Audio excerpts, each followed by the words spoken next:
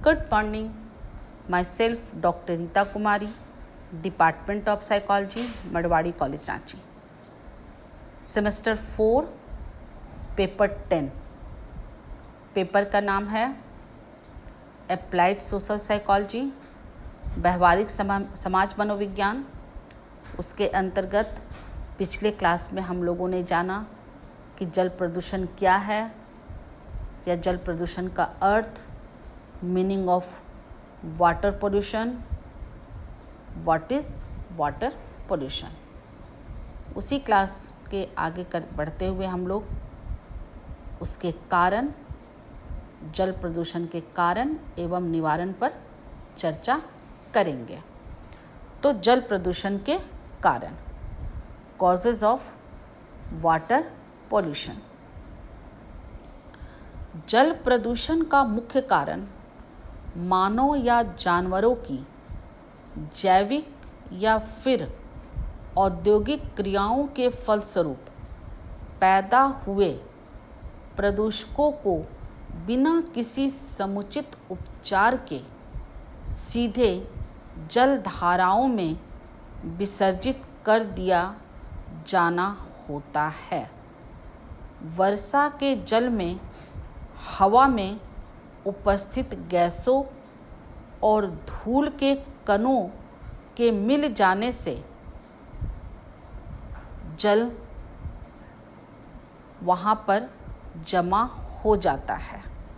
यह जल भी प्रदूषित हो जाता है. इसके अलावा ज्वालामुखी आदि भी इसके कुछ कारण हैं. जल सभी जीवधारियों के लिए नितांत जरूरी है.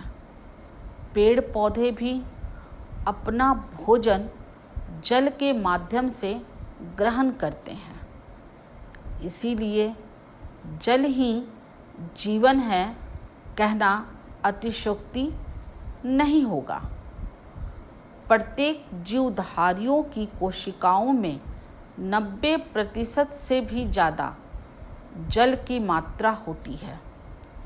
शरीर की समस्त क्रियाएं जल के माध्यम से ही होती है.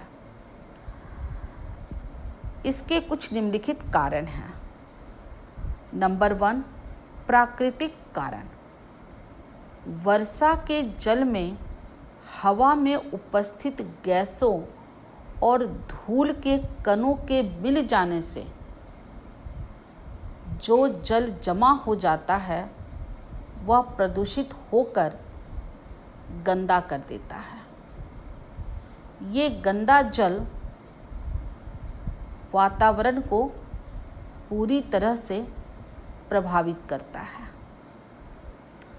दूसरा कारण, दूषित पदार्थ. इसमें कार्बनिक, अकार्बनिक सभी प्रकार के पदार्थ जो नदियों में नहीं होने चाहिए वो आ जाते हैं. कपड़ा धोना, बर्तन धोना, जीवों या मनुष्यों को साबुन से नहलाना, यह साबुन युक्त जल शुद्ध जल में विलय हो जाता है. खाने या किसी भी अन्य तरह का पदार्थ भी जल में घुलकर उसे दूषित कर देता है. पेट्रोल आदि पदार्थ का रिसाव समुद्री जल प्रदूषण का बहुत बड़ा कारण है. पेट्रोल का आयात निर्यात समुद्री मार्गों से किया जाता है. इन जहाज़ों में से कई बार रिसाव हो जाता है.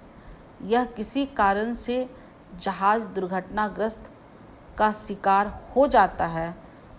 उसके डूबने आदि से यह तेल समुद्र में फैलने लगता है और जल प्रदूषण का एक बहुत बड़ा कारण बन जाता है. नंबर 3, ऊष्मीय प्रदूषण. कई बड़े बड़े कल कारखाने वस्तु आदि को गलाने हेतु बहुत सारे वस्तुओं को गर्म करते हैं. इसी के साथ उनमें कई ऐसे पदार्थ भी होते हैं जिन्हें कारखाने में उपयोग में नहीं लाया जाता है, उसे कहीं और फेंकने या डालने का कार्य किया जाता है। सबसे सरल रास्ता है नदी में डाल देना, जिसके कारण नदी का पानी दूषित हो जाता है।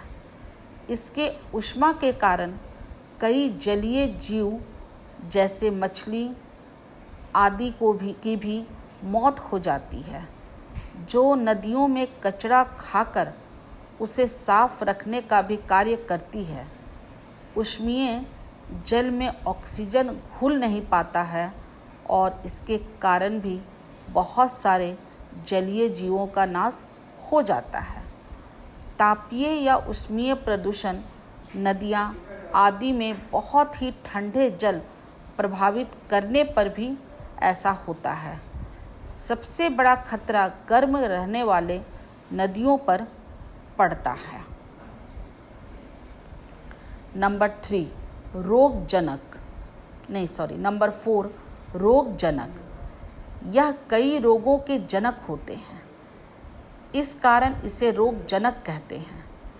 इसमें विषाणु, जीवाणु, कवक, परजीवी आदि आते हैं। यह मुख्यतः एक जगह से दूसरे जगह एकत्रित होते हैं। इसके कारण वह सड़े गले खाद्य पदार्थ में बदल जाते हैं और जल को दूषित कर जाते हैं। नंबर 5 औद्योगिकरण के परिणाम स्वरूप आज कारखानों की संख्या में वृद्धि होने के कारण बहुत सारे ऐसे पदार्थ हैं जो जल में मिल जाते हैं। नंबर 6 जनसंख्या वृद्धि से मलमूत्र हटाने की एक गंभीर समस्या का समाधान नासमझी में यह किया गया है कि मलमूत्र को आज नदियों और नहरों आदि में बहा दिया जाता है, यदि मूत्र और मल इसके जल स्रोतों को दूषित कर देते हैं।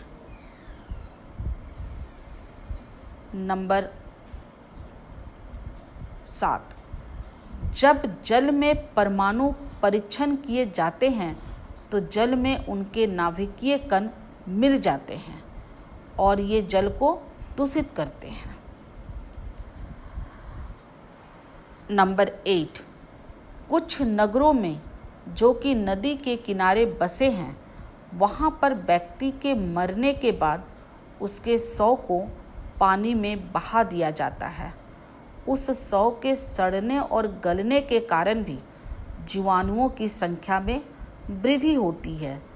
जल सड़ जाते हैं और सड़कर महकने लगते हैं और वो पूरी तरह जल को दूषित कर देते हैं।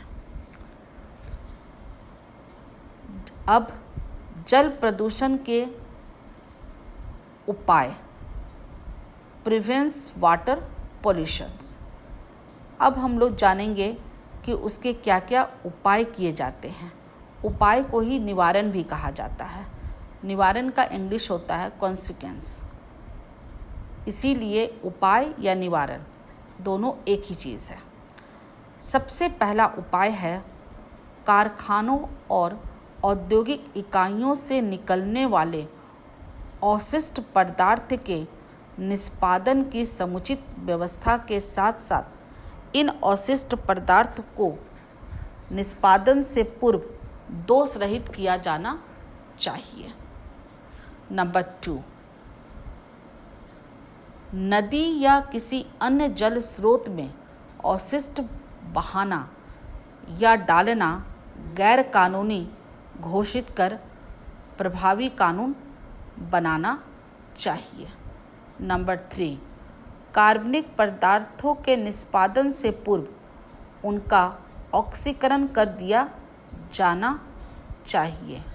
नंबर 4 पानी में जीवाणुओं को नष्ट करने के लिए रासायनिक पदार्थ जैसे ब्लीचिंग पाउडर आदि का प्रयोग करना चाहिए।